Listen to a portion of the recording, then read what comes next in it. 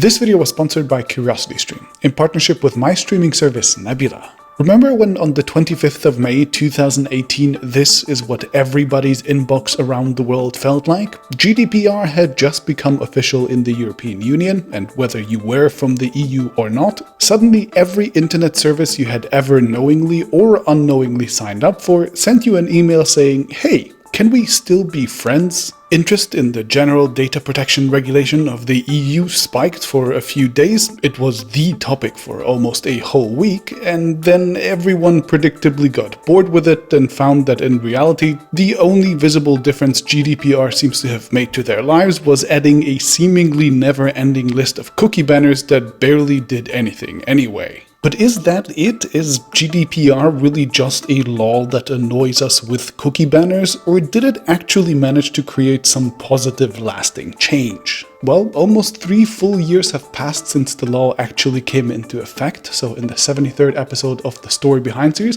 let's actually assess its impact, and let's for once actually take a closer look at some of those insanely annoying cookie banners.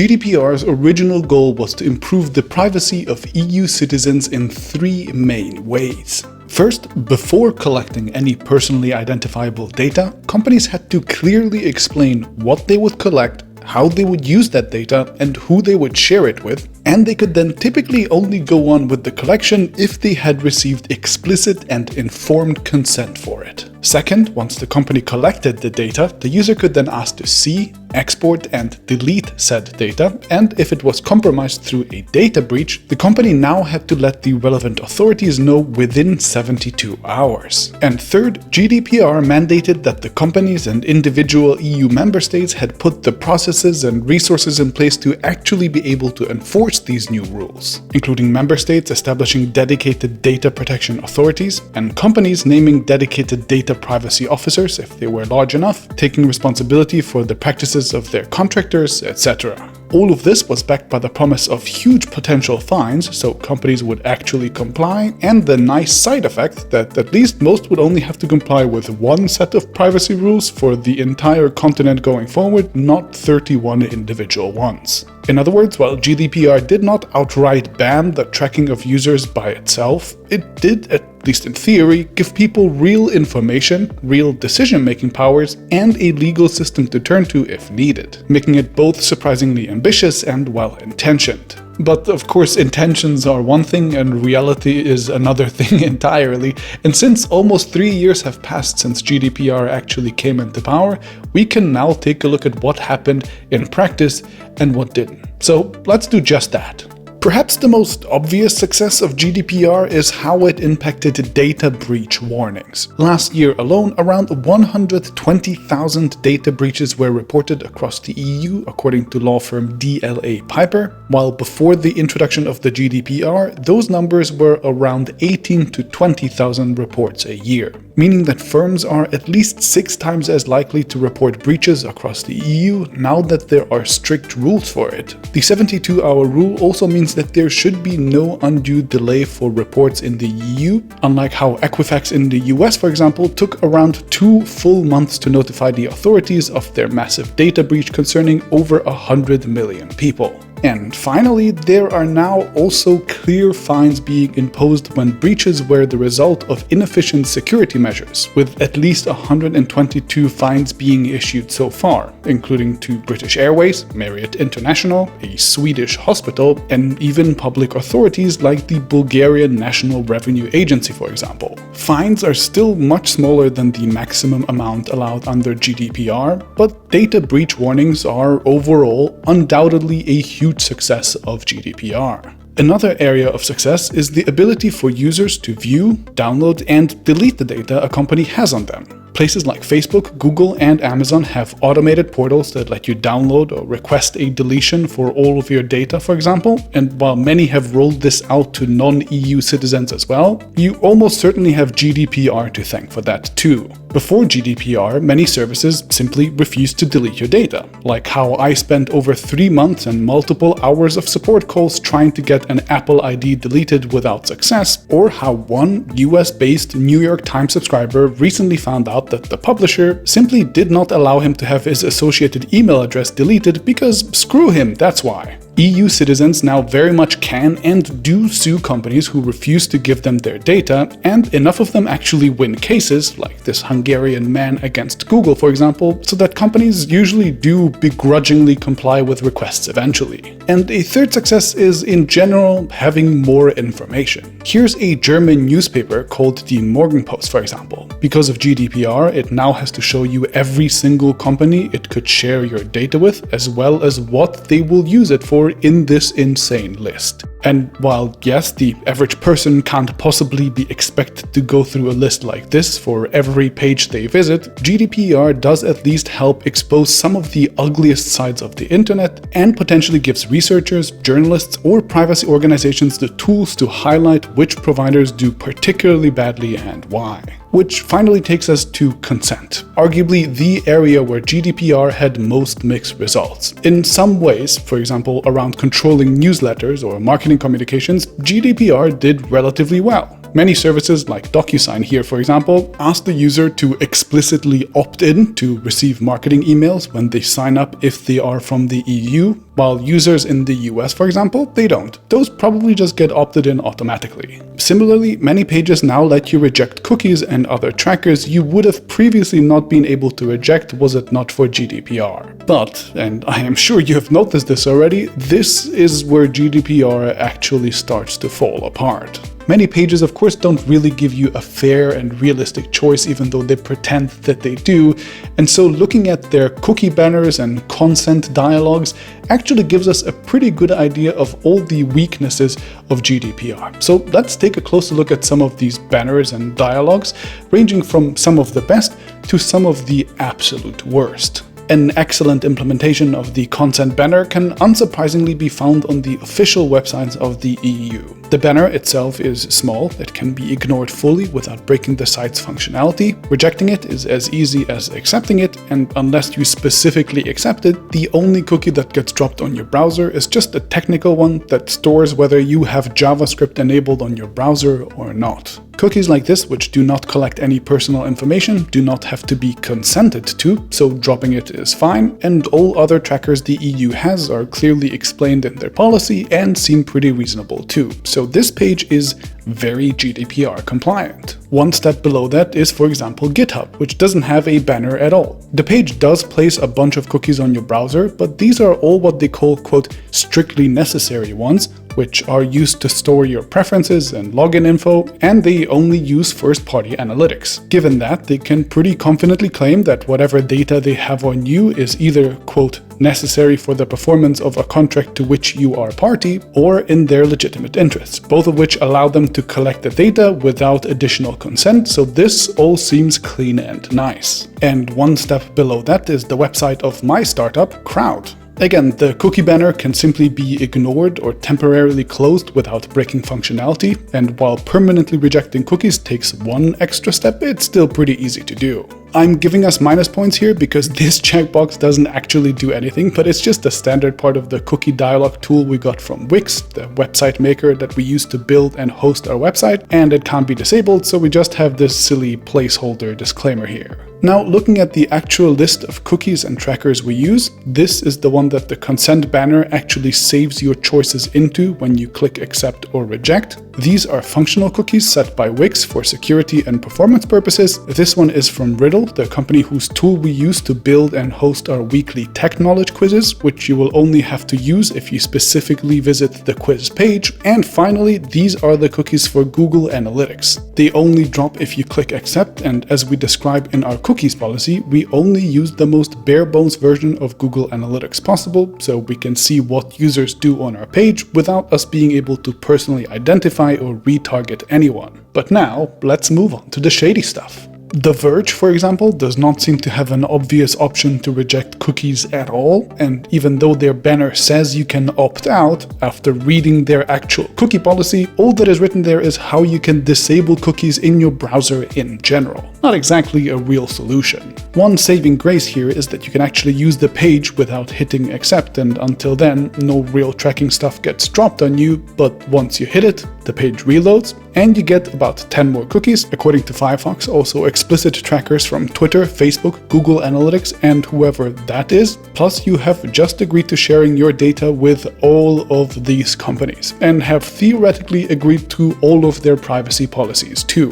Most other major media publishers have similarly shady consent policies too. For example, here's Morgenpost from Germany again. It loads trackers from Facebook, Google Analytics, Google's ad network DoubleClick, and the Amazon ad network before you even agree to anything. And if you click on settings, you get treated with this beauty, which first of all is just an amazing list. And not only was the option to save these changes on purpose designed to look like it's not clickable, you might not have realized that you are just in list 1 of 3. And if you click on list all, there is plenty of stuff you can't turn off. Like Piano Software Inc., for example, which is used solely for marketing purposes according to their own statement and somehow counts as legitimate interests and can't be opted out of. So even if you went through all of this, you still can't disable tracking via the banner. Or take Instagram, for example. Say I want to learn more. Nope. This doesn't tell me anything interesting, so let me check the cookie policy,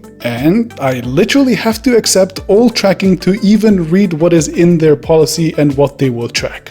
Great. And personally, my most hated implementation is that found on TechCrunch, Engadget, or any other publication owned by Verizon Media for that matter. Click on Options and you'll see this incredible page showing that by default you would have given access to all of your data to parent company Verizon Media and also Google, including all of their ad partners, as well as any member of the IAB, or the Interactive Advertising Bureau, which is basically an association for pretty much all major advertisers and ad networks online. In other words, basically everyone. Cool. And once you opt out of those and disable legitimate interests, which again, many of them claim to have despite being purely advertising based, you then have to manually go to Twitter's page, disable tracking there, go back to TechCrunch, then manually visit Facebook's page, accept the damn cookies so you can read their damn policy, and find out that joke's on you, there actually isn't a way to opt out of anything. You've just been tricked. And by the way, in the case of TechCrunch, it's also essentially impossible to download or delete any data they have on you. I have spent about 2 hours looking through their never-ending privacy policy maze trying to do either, and eventually I just gave up.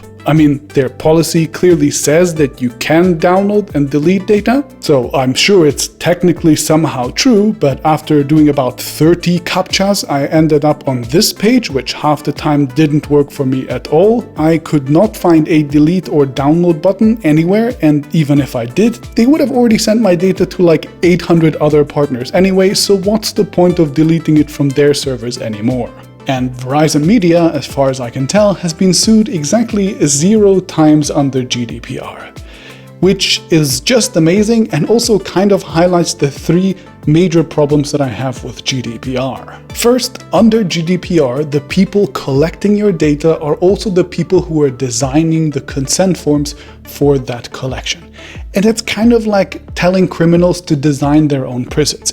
Even if you instruct them not to leave the doors open, they probably will just leave all the doors open. Contrast that with how Apple recently designed an iOS system prompt third-party app makers have to use if they want to track users across other apps, and you'll instantly see how their design is way less ambiguous than the one Verizon Media designed for itself. It's just a simple, standard yes-no question versus this monstrosity. Second, while users can kind of conceptualize the tech giants such as Google, Facebook, Apple, Amazon, and so on, and can sort of be expected to reasonably deal with these tech giants, there is no way in hell the average user is going to understand the complicated mess that is these faceless publishing giants and programmatic ad networks. This is just outside of the normal person's world completely. I mean, the average person reading an Engadget article has absolutely no idea that they are actually on a page run by Verizon, or that that company is combining their Engadget reading data with their TechCrunch history, their personal information from their Verizon contract, and the contents of their Yahoo emails and search history, and is shipping all of that off to an ad network, who then ships it off to another ad network, who then ships it off to another ad network, and so on. Most publishers like Verizon Media or Future PLC, who runs like 1 million blogs you probably read as well, and especially the ad networks, are quiet, faceless, and intentionally confusing giants, so the consumer doesn't even know who they have to be angry at, unlike with Google or Facebook. And third, advertisers have of course also found the perfect loophole out of GDPR completely in the form of legitimate interest. See, asking for your consent is actually only one of 6 potential reasons companies can legally process your personal data under GDPR. And while the other 4 are fairly mundane, the 6th one here is, quote, legitimate interests pursued by the controller or by a third party, and this is ripe for abuse. What exactly is a legitimate interest? Well, that's exactly the trillion-dollar question all the companies are kind of testing the limits of. The British Information Commissioner's Office says companies can use legitimate interest whenever they process people's data in ways that they would reasonably expect, or where there is a compelling justification of the processing. And then it also goes on to state that commercial interests can count as legitimate too. Which is pretty damn vague if you ask me, and you might also wonder what commercial interests count as compelling justification for data processing without even asking for consent under the law. Morgan Post seemingly argues that most of their ad network companies don't have legitimate interests in tracking you, but Piano Software Inc. and a few others do for some reason, and so you can't opt out from those. Verizon Media Group argues that pretty much all of their IAB partners have legitimate interests to track you, but they are probably too scared to actually enforce that in practice, so they let you technically opt out of those, which, if you think about it, makes absolutely no sense. They're either processing your data based on consent or legitimate interest. You can't consent to legitimate interest. That makes no sense.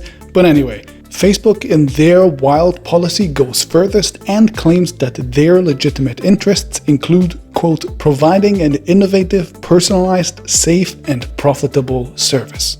And I just want to highlight this. They claim providing a profitable service is a legitimate interest under the GDPR. Just as a reminder, legitimate interest allows for the processing of user data without even having any user consent.